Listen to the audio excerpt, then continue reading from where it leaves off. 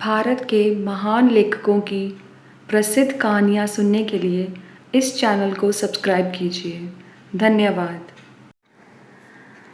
आज की कहानी का नाम है सेवा मार्ग और इसके लेखक हैं मुंशी प्रेमचंद। तारा ने 12 वर्ष दुर्गा की तपस्या की। ना पलंग पर सोई, ना केशों को संवारा, ना ही नेत्रों में सुरमा लगाया। पृथ्वी पर सोती, गेरुआ वस्त्र पहनती और रूखी रोटियां खाती। उसका मुख मुरझाई हुई कली की भांति था, नेत्र ज्योतिहीन और हृदय एक शून्य बीहड़ मैदान। उसे केवल यही लौ लगी थी कि दुर्गा के दर्शन पाऊं। शरीर मोमबत्ती की तरह घुलता था, पर यह लौ दिल से नहीं जाती। यही उसकी इच्छा थी, यही उसका जीवन उद्देश्य। उसकी माँ कहती, क्या तू सारा जीवन रो रो कर काटेगी? इस समय के देवता पत्थर के होते हैं। पत्थर को कभी किसी ने पिघलते देखा है? देख, तेरी सखियां पुष्प की भांति विकसित हो रही हैं, नदी की तरह बढ़ रही हैं। क्या तुझे मुझ पर दया नहीं आती? तारा कहती, माता, अब तो जो लगन लगी वो लगी। या तो देवी के दर्शन पाऊंगी या यही इच्छा लिए संसार से विदा कर जाऊंगी। तुम समझ लो, मैं मर गई। इस प्रकार पूरे 12 साल व्यतीत हो गए और तब देवी प्रसन्न हुई। रात्रि का समय था। चारों ओर सन्नाटा छाया हुआ था। मंदिर में एक धुंधला सा घी का दीपक जल रहा था। तारा दुर्गा के पैरों पर माथा नवाए सच्ची भक्ति का परिचय दे रही थी। तभी उस पाषाण मूर्ति देवी के तन में स्फूर्ति प्रकट हुई। तारा के रोंगटे खड़े हो गए। वो धुंधला दीपक दैदीप्यमान हो गया। मंदिर में चित्त आकर्षक सुगंध फैल गई और वायु में सजीवता प्रतीत होने लगी। देवी का उज्जवल रूप चंद्रमा की भांति चमकने लगा। ज्योतिर्मय नेत्र जगमगा उठे, होंठ खुल गए। आवाज आई, तारा, मैं तुमसे बहुत प्रसन्न हूं। मांग, क्या वर मांगती है? तारा खड़ी हो गई। उसका शरीर कांप रहा था। उसे मालूम हो रहा था मानो वो वायु में उड़ी जा रही है। उसे अपने दिल में उच्च विचार और पूर्ण प्रकाश का आभास प्रतीत हो रहा था। उसने दोनों हाथ जोड़कर भक्ति भाव से कहा, भगवती, तुमने मेरी 12 वर्ष की तपस्या पूरी की। किस मुख से तुम्हारा गुण गाऊं?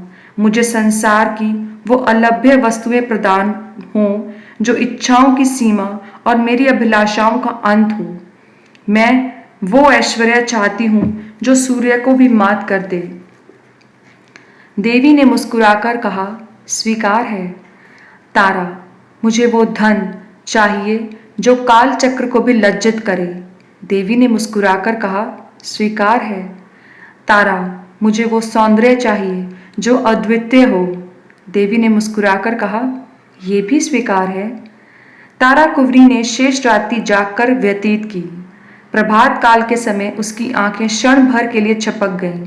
जागी तो देखा कि सिर से पांव तक हीरे जवाहरात से लदी हुई है। उसके विशाल भवन के कलश आकाश से बातें कर रहे थे। सारा भवन संगमरमर से बना हुआ अमूल्य पत्थरों से जड़ा हुआ था। द्वार पर मीलों तक हरियाली छाई हुई थी। दासियां स्वर्णों से लदी हुई थीं और सुनहरे कपड़े पहने हुए चारों ओर दौड़ती थीं। तारा को देखते ही वो स्वर्ण के लोटे और कटोरे लेकर दौड़ी। तारा ने देखा कि मेरा पलंग हाथी दांत का है। भूमि पर बड़े कोमल बिछोने बिछे हुए हैं। सिरहाने की ओर एक बड़ा सुंदर ऊंचा शीशा रखा हुआ है। तारा ने उसमें अपना रूप देखा, चकित रह गई। उसका रूप चंद्रमा को भी लज्जित करता था। दीवार पर अनेकानेक सुप्रसिद्ध चित्रकारों के मनमोहक चित्र टंगे थे, पर ये सब के सब तारा की सुंदरता के आगे तुच्छ थे। तारा को अपनी सुंदरता का गर्व हुआ।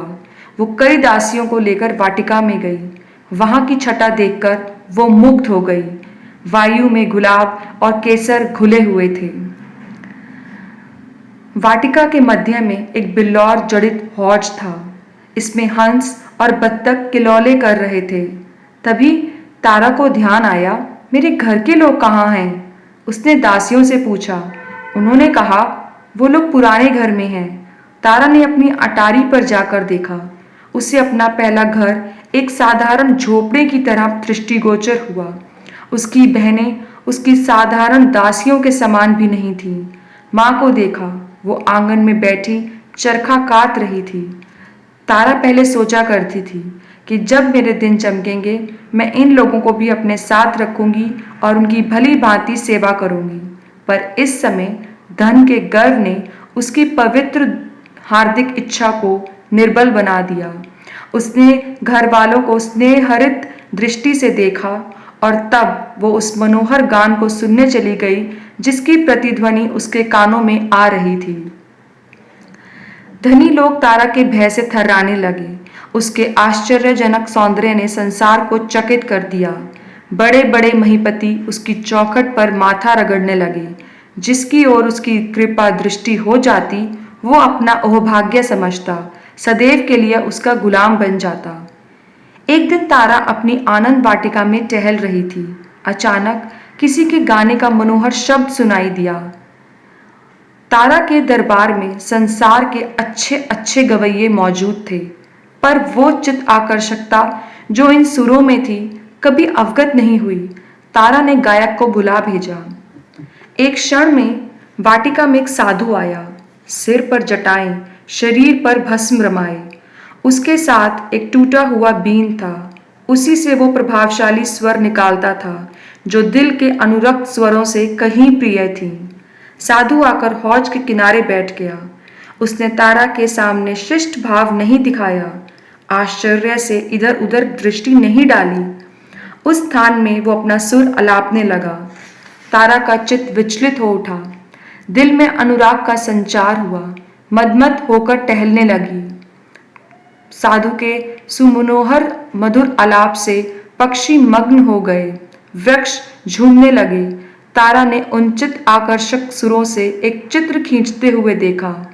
धीरे धीरे चित्र प्रकट होने लगा और उसमें स्फूर्ति आई और तब वो खड़ी नृत्य करने लगी। तारा चौंक पड़ी। उसने देखा कि मेरा ही चित्र है, मैं ही हूँ, मैं ही बीन की तान पर नृत्य कर रही हूँ।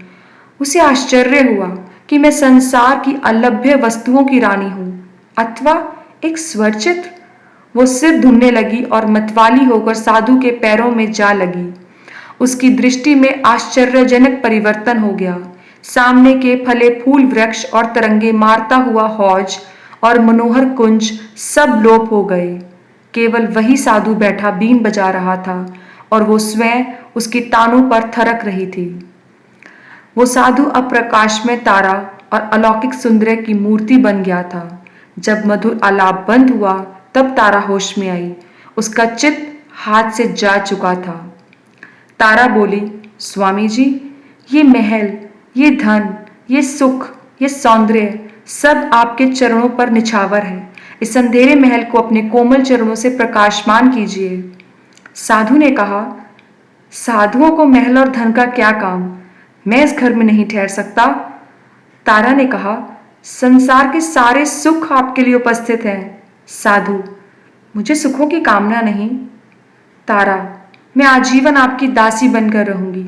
ये कहकर तारा ने आईने में अपने अलौकिक सुंदर की छटा देखी और उसके नेत्रों में चंचलता आ गई। साधु, तारा कुंवरी, मैं इस योग्य नहीं हूँ। ये कहकर साधु ने भी बीन उठाई और द्वार की ओर चला। तारा का गर्व टूक टूक हो गया और लज्जा से सिर झुक गया। वो मूर्छित होकर भूमि पर गिर पड़ी। मन में सोचा, मैं धन में, ऐश्वर्य में, सौंदर्य में जो अपनी समता नहीं रखती, एक साधु की दृष्टि में इतनी तुच्छ। तारा को अब किसी प्रकार चैन नहीं था। उसने अपना भवन और ऐश्वर्य भयानक मालूम होने लगा। बस साधु का चंद्र स्वरूप उसकी आंखों में नाच रहा था और उसका स्वर्गीय गान कानों में गूंज रहा था। उसने अपने गुप्तचरों को बुलाया और साधु का पता लगाने की आज्ञा दी। बहुत छानबीन के पश्चात उसकी कुटी का पता लगा। तारा वायुयान पर बैठकर साधु के पास हर रोज जाती। कभी उस पर लाल जवाहर लुटाती, कभी रतन और आभूषणों की छटा दिखाती, पर साधु बिल्कुल विचलित नहीं हुआ। तारा के मायाजाल पर उसका कुछ भी असर नहीं हुआ। तब तारा कुंवरी फिर दुर्गा के मंदिर में गई और देवी के चरणों पर सिर रखकर बोली, माता, तुमने मुझे संसार के सारे दुर्लभ प्रदान किए। मैंने समझा कि ऐश्वर्य में संसार को दास बना लेने की शक्ति है, पर मुझे अब ज्ञात हुआ कि प्रेम पर ऐश्वर्य, सौंदर्य और वैभव का कुछ भी अधिकार नहीं। अब एक बार मुझ पर वही कृपा दृष्टि हो, कुछ ऐसा कीजिए कि जिस निष्ठुर के प्रेम में मैं मरी जा रही हूँ, उसे भी मुझे देखे बिना चैन ना आए, उसकी आंखों में भी नींद हराम हो जाए, वो भी मेरे प्रेम मद में चूर हो जाए। देवी के होंठ खुले, वो मुस्कुराई, उसके अधर पल्लव विकसित हुई, बोली, सुनाई दी तारा, मैं संसार के प्रदान कर सकती हूँ, पर स्वर्ग सुख मेरी शक्ति से बाहर है। प्रेम स्वर्ग सुख का मूल है। तारा ने कहा, माता, संसार के सारे ऐश्वर्य मुझे जंजाल जान पड़ते हैं। बताइए, मैं अपने प्रेम को कैसे पाऊंगी? देवी, उसका एक ही मार्ग है, पर वो बहुत कठिन है। तुम उस पर चल सकोगी? तारा, वो कितना भी कठिन हो माता, मैं उस मार्ग का अवलंबन अवश्य करूंगी। देवी ने कहा, तो सुनो, वो है सेवा मार्ग। सेवा करो, प्रेम सेवा से ही मिल सकता है।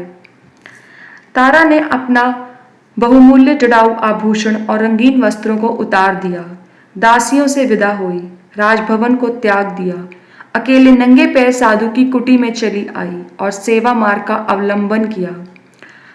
वो कुछ रातें रहे उठती, कुटी में झाड़ू देती, साधु के लिए गंगा से जल लाती, जंगलों से पुष्प चुनती। साधु नींद में होते तो उन्हें पंखा झलती, जंगली फल तोड़ लाती और केले के पत्तल बनाकर साधु के सम्मुख रखती। साधु नदी में स्नान करने जाया करते तो तारा रास्ते से कंकर चुनती। उसने कुटी के चारों ओर पुष्प लगाए, गंगा से पानी लाकर सींचती, उन्हें हरा भरा देखकर प्रसन्न होती। अब उसके मन में और कोई कामना नहीं थी। सेवा स्वयं अपना पुरस्कार और फल थी। तारा को कई दिन तक उपवास करना पड़ता, हाथों में गट्टे पड़ गए, पैर कांटों से छलनी हो गए, धूप से कोमल गात मुरझा गए, गुलाब सा बदन सूख गया, पर उसके दिल में अब स्वार्थ और गर्व का शासन नहीं था। वहां अब प्रेम का राज था, वहां अब सेवा की लगन थी। तारा भूल गई थी कि वो सौंदर्य में अद्वितीय है। धन विलासिनी तारा अब केवल प्रेम की दासी थी। साधु को वन के खगों और मृगों से प्रेम था। वो कुटी के पास एकत्रित हो जाते, तारा उन्हें पानी पिलाती, दाने चुगाती, गोद में लेकर उनको दुलार करती। विषधर सांप और भयानक जंतु तारा के प्रेम के प्रभाव से उसके सेवक हो गए। बहुधा रोगी मनुष्य साधु के पास आशीर्वाद लेने आते थे। तारा उन रोगियों की सेवा करती, जंगल से जड़ी बूटियां ढूंढ लाती, उनके लिए औषधि बनाती, उनके घाव धोती, मरहम रखती, रात रात भर बैठकर उन्हें पंखा झलती। साधु के आशीर्वाद से उसकी सेवा प्रभावयुक्त बन जाती। इस प्रकार कई वर्ष बीत गए। गर्मी के दिन थे, पृथ्वी तवे की तरह जल रही थी, हरे भरे वृक्ष सूख गए, गंगा गर्मी से सिमट गई। तारा को पानी के लिए बहुत दूर रेत में चलना पड़ता, उसका कोमल अंग चूर चूर हो जाता, जलती हुई रेत में तलवे भुन जाते। इसी दशा में एक दिन वो हताश होकर एक पेड़ के नीचे क्षण भर दम लेने के लिए बैठ गई। उसके नेत्र बंद हो गए। उसने देखा, देवी मेरे सम्मुख खड़ी हैं, कृपा दृष्टि से मुझे देख रही हैं। तारा ने दौड़कर उनके पदों को चूमा। देवी ने पूछा, तारा, तेरी अभिलाषा पूरी हुई? तारा, हाँ माता, मेरी अभिलाषा पूरी हुई।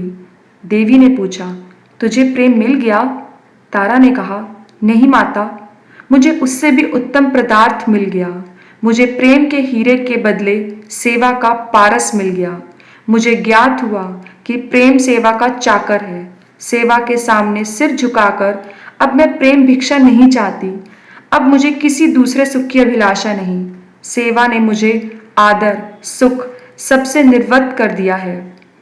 देवी इस बार मुस्कुराई नहीं, उसने तारा को दिल से लगाया और दृष्टि से ओझल हो गई। संध्या का समय था, आकाश में तारे चमक रहे थे। तारा एक वृक्ष के नीचे खड़ी चिड़ियों को दाना चुगाती थी। तभी साधु ने आकर उसके चरणों पर सिर झुकाया और बोला, तारा, तुमने मुझे जीत लिया। तुम्हारा ऐश्वर्य, धन और सौंदर्य जो कुछ न कर सका, वो तुम्हारी सेवा ने कर दिखाया। तुमने मुझे अपने प्रेम में आसक्त कर लिया। अब मैं तुम्हारा दास हूँ। बोलो, तुम मुझसे क्या चाहती हो? तुम्हारे संकेत पर मैं अपना योग सब कुछ न्यौछावर कर देने के लिए प्रस्तुत हूँ। तारा ने कहा, स्वामी जी, मुझे अब कुछ नहीं है चाहिए, मैं केवल सेवा की आज्ञा चाहती हूँ। साधु, तारा, मैं दिखा दूंगा कि कैसे ऐसे योग साधकर मनुष्य का दिल कभी निर्जीव भी नहीं होता। मैं भंवरे के सदृश तुम्हारे सौंदर्य पर मंडराऊंगा, पपीहे की तरह तुम्हारे प्रेम की रट लगाऊंगा। हम दोनों प्रेम की नौका पर ऐश्वर्य और वैभव की नदी की सैर करेंगे, प्रेम कुंजों में बैठकर प्रेम चर्चा करेंगे और आनंद के मनोहर राग गाएंगे। तारा ने कहा, स्वामी जी, सेवा मार्ग पर चलकर मैं सब अभिलाषाओं से परे हो गई। अब दिल में और कोई इच्छा शेष नहीं है। साधु ने इन शब्दों को सुना, तारा के चरणों पर माथा नवाया और गंगा की ओर चल दिए।